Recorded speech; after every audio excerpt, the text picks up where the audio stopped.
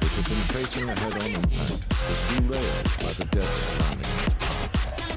And still traveling at over 60 miles an hour, it began to topple onto its side.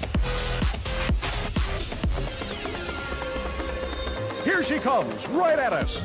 Watch them come together. There it is. Look out. Wow, some smash.